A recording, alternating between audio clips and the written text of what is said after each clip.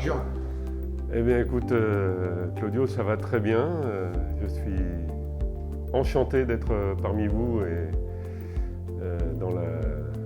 dans la firme Longoni, tant connue dans le monde entier. Et voilà, je suis très heureux de pouvoir participer à l'élaboration des queues de billard.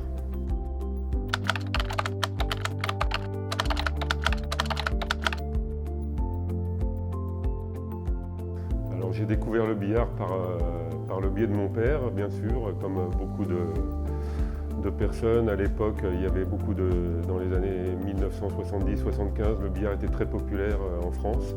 Il y avait des billards un petit peu partout. Et donc mon père m'emmenait jouer au billard, bien sûr, et était un fervent de billard et m'emmenait dans les compétitions un petit peu partout pour voir les champions déjà à l'époque. J'avais pas encore commencé à jouer au billard. Et dans les années 1977 exactement, il a créé la Grande Académie de billard de Saint-Maur-des-Fossés, à côté de Paris. Et j'ai commencé le billard à ce moment-là, dans ce grand club qui existe encore de nos jours, qui fêtera bientôt ses 50 ans d'existence. Et voilà, donc j'ai commencé le billard par les disciplines classiques, enseigné par un joueur qui était très connu à l'époque, qui s'appelait Gidio Vieira, qui était champion de jeux de série et également champion de France de 3 bandes. Et très rapidement, je me suis mis aux 3 bandes, au bout de 2 ou 3 ans de pratique. Et puis l'artistique est venu après. Mon père était très admiratif des joueurs de billard artistique à l'époque. Et donc il a organisé des championnats, des grandes compétitions d'artistique à Saint-Maur. Et en fait, tout de suite après l'organisation de ces compétitions, il a voulu absolument favoriser le billard artistique sur Paris. Et il a installé un billard artistique au club de Saint-Maur. Et c'est comme ça que ma passion pour le billard artistique est arrivée. Et voilà, donc j'ai commencé le billard artistique dans les années 82-83. Et voilà, je suis devenu ce que je suis devenu aujourd'hui. Avec une pratique très intense pendant une dizaine d'années, une quinzaine d'années au billard artistique, ce qui m'a permis d'obtenir des titres mondiaux, européens mondiaux et français. Voilà.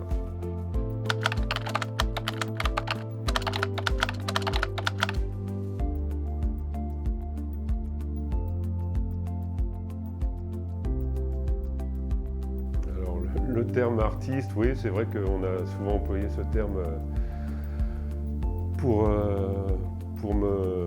pour moi, et je pense que c'est venu du fait que j'avais une certaine facilité dans ce mode de jeu, et je suis devenu très rapidement, en fait, après 2 ans, un des meilleurs joueurs français de la discipline.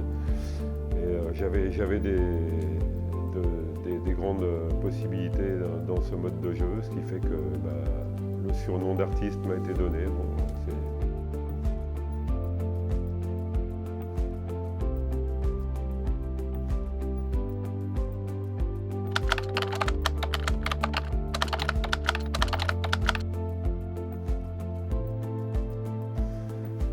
les 2 modes de jeu sont très différents. Le billard artistique, c'est un programme de figures imposées, donc il faut nécessairement travailler toutes les figures afin d'obtenir le meilleur contrôle de chacune d'entre elles et d'essayer d'obtenir un pourcentage de réussite maximum sur chaque figure. Donc c'est un travail très laborieux de répétition, d'analyse de ce qu'il faut faire au niveau mécanique. Et voilà, donc c'est la répétition, alors que le 3 bandes, c'est très différent. On a une table, on a une position donnée, il faut chercher la meilleure solution qui permet de réaliser plus facilement le point, bien sûr, pour garder la table et enchaîner les séries. Donc il faut adapter techniquement le choix du point qu'on va jouer au matériel, ce qui est un petit peu différent au billard artistique, où le billard artistique, l'adaptation au matériel rentre beaucoup moins en ligne de compte, on va dire. C'est surtout la mécanique qui compte. Il y a beaucoup moins de nuances qu'au 3 3 bandes. Et voilà, il faut devenir une petite machine au billard artistique, ce qui est moins le cas au billard 3 bandes, où il faut vraiment comprendre et analyser la table et trouver la meilleure solution et adapter au matériel le choix du point qu'on va exécuter, qui peut être complètement différent d'une table à l'autre suivant le rendement de la table. Donc voilà, faut avoir une grande technique d'analyse des coups et bien sûr de réalisation pour ne jamais rendre la table, ou le moins possible en tout cas.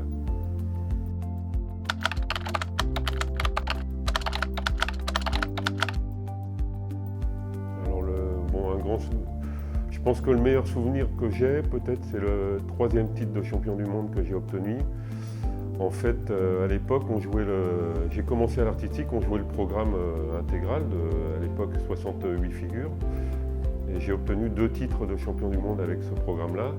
Et dans les années 90-92, les instances fédérales ont voulu changer un peu la manière de jouer. Et on a commencé à jouer en match direct, tête à tête, par 7. Et ça m'a valu de plus être le champion du monde avec cette formule-là, parce que évidemment, on revenait à des formules de programmes beaucoup plus réduits, avec des sets de 10 figures. Et bon, bien sûr, on est beaucoup plus vulnérable en jouant 10 figures par set qu'en jouant un programme intégral. Et je pense que le meilleur souvenir que j'ai, c'est le 3e titre de champion du monde, où un organisateur français a voulu me redonner la chance en fait, d'être à nouveau champion du monde, en organisant en 1996 à nouveau le championnat du monde en programme intégral en France. Et j'ai tenu les promesses, puisque ça m'a permis de conquérir à nouveau le titre sur le programme intégral. La grande différence de jouer un programme intégral, c'est qu'on joue une seule fois les figures dans le championnat. On joue le programme intégral, mais on a une seule chance de faire la figure, en 3 essais bien sûr, mais on la rejoue jamais plus dans le championnat. Alors que dans les formules de 7, on peut être amené à jouer plusieurs fois les mêmes figures au fur et à mesure des matchs, ce qui fait qu'il y a un acquis en fait, de la connaissance du matériel et de la manière de jouer le coup, qui permet au fur et à mesure des matchs d'avoir une certaine un peu plus de facilité pour faire la figure qui arrive et qu'on a déjà joué auparavant. Donc dans la formule de programme, c'était vraiment à l'époque très difficile, parce qu'on jouait uniquement une seule fois les figures et il fallait être prêt au bon moment pour réaliser la figure. Et donc voilà, ça m'a permis de gagner quand même les 3 derniers championnats du monde sur le programme intégral. J'ai remporté les 3 dernières éditions en fait, d'organisation de ce championnat sur programme intégral. Donc très bon souvenir à Pithiviers en 1996, quand j'ai été pour la 3e fois champion du monde.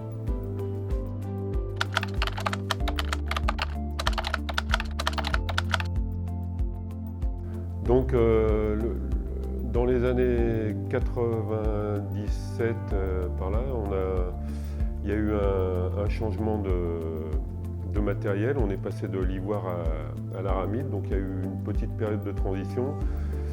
Et avant les années 97, déjà, on avait créé un programme un peu plus complet avec 100 figures.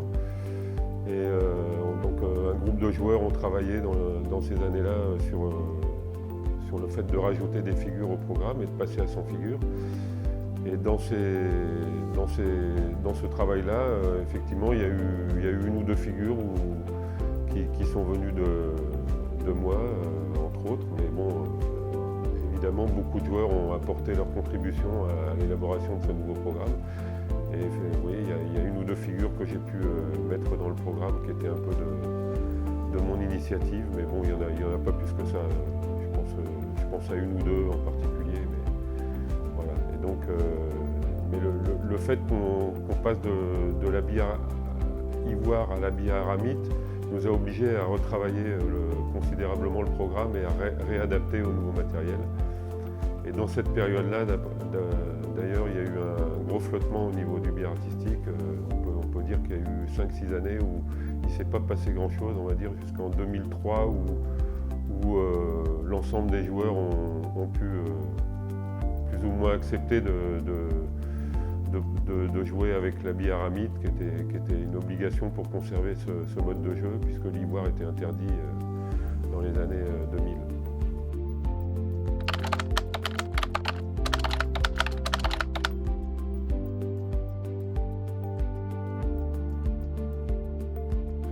Ouais, donc le matériel pour le billard artistique est adapté bien sûr à chaque joueur. Il y a tellement de coups différents et d'effets différents à donner aux billes que ça nécessite des matériaux plus ou moins rigides, plus ou moins lourds. Et bon, ça c'est bon, il y a des règles un petit peu générales qui s'appliquent à un peu tous les joueurs, mais il y a beaucoup de joueurs qui trouvent aussi, qui s'adaptent au matériel et qui trouvent leur matériel qui leur permet de se sentir plus à l'aise sur telle ou telle position. C'est assez personnel bien sûr. Et bon, quand on a la chance d'être avec un fabricant de queue comme Longoni, on peut évidemment trouver son bonheur partout. Merci beaucoup, Jacques. Merci à vous.